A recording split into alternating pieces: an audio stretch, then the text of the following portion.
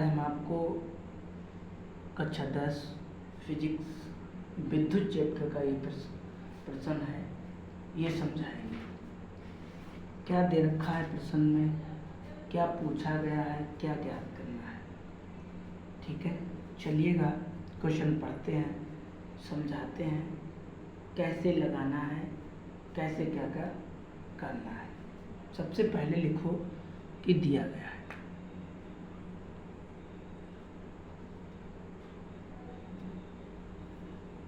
ठीक है, क्या दिया गया है आपको, क्या दिया गया, क्वेश्चन पढ़िएगा तब पता लगेगा क्या दिया गया, क्या पूछा गया।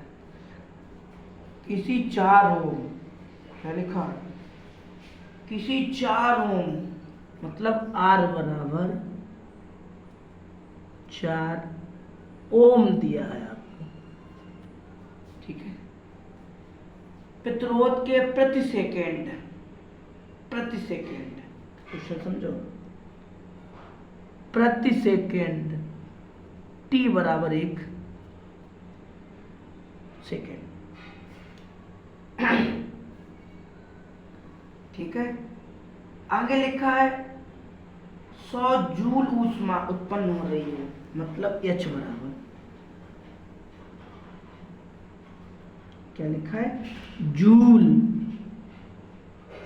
ठीक है, इतने में कोई दिक्कत, जो प्रतिरोध था R बराबर लिख लिया, जो प्रति सेकंड समय था वो T बराबर लिख लिया, जो जूल ऊष्मा थी वो H बराबर लिख ली। प्रतिरोध के सिरों पर विभवांतर V निकालना है आपको,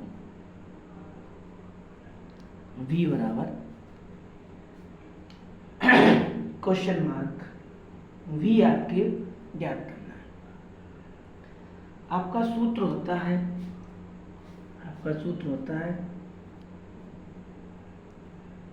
H बराबर I² R T, ये सूत्र होता है। लेकिन हमें निकालना तो यार V है, और V इसमें है ही नहीं, बड़ी गंभीर बात है। हमें निकालना V है और V इसमें है नहीं, दिक्कत वाली बात है ना। क्या दिक्कत वाली बात है, आप चूंकि I बराबर होता है V/R,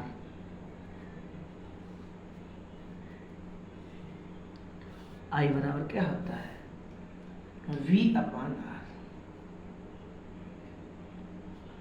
ये वैल्यू हम उठा के I की जगह पर रखेंगे, ये वैल्यू उठा के हम कहाँ पर रखेंगे, I की जगह पर रखेंगे।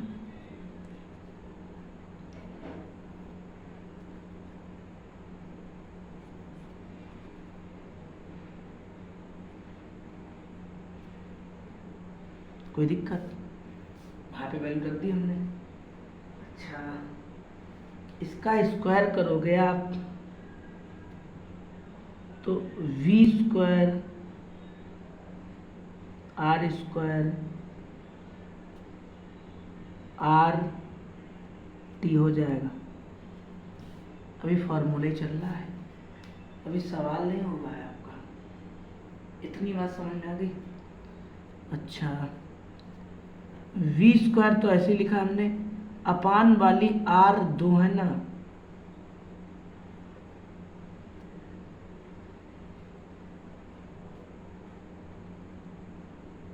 ऐसे लिख लें। फिर 2 R है, स्क्वायर R है, तो बात तो वही है। ये क्यों लिखा हमने, एक R से एक R कट गई, एक R से एक R कट गई, बचा क्या आपका, B² T अपान में R, यही तो बचा। देखिएगा, कोई भी चीज़ है थोड़ा स्लो मोशन में हम इसलिए समझाते हैं कि मेरे पास कमज़ोर बच्चे हैं, उन्हीं को देख कर ही हम धीरे से समझाते हैं, ताकि वो भी समझ सकें, है ना।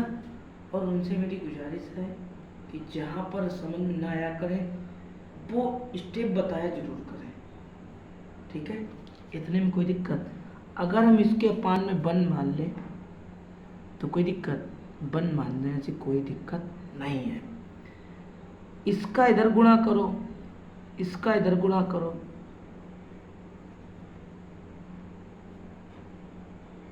तो H और R हो जाएगा। आपको चाहिए क्या था, V चाहिए थी ना, तो V तो ऐसे ही लिखे रहने दो, और ये T कहाँ चला जाएगा, अपान में चला जाएगा, चला जाएगा ना।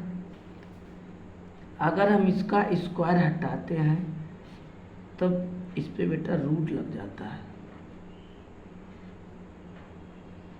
कोई दिक्कत। अगर हम ये स्क्वायर हटाएंगे तो इस पे रूट लग जाएगा। इतनी बात में आप बोलिएगा कहाँ पे हमें आपको दिक्कत आई।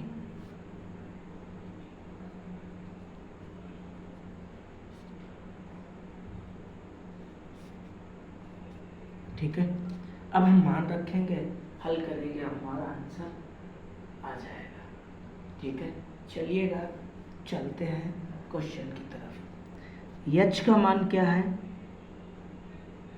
100, R का मान क्या है 4, T का मान क्या है 1।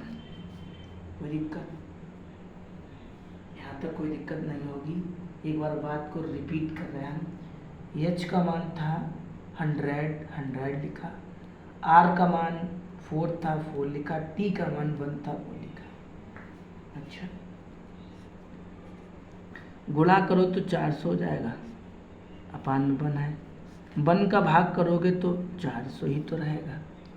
ये किसका वर्ग होता है 20 का।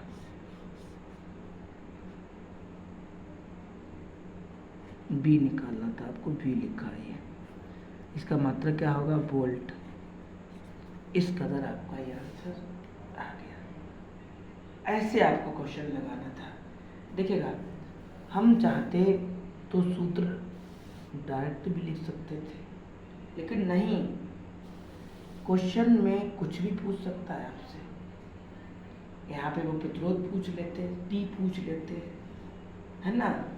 तो सीखना हर टाइप से चाहिए कि एग्जाम में क्या होता है, कभी कभी कुछ घुमा देता है क्वेश्चन, तो आप छोड़ देते हैं क्वेश्चन को, इसलिए पूरी डिटेल बता देते हैं।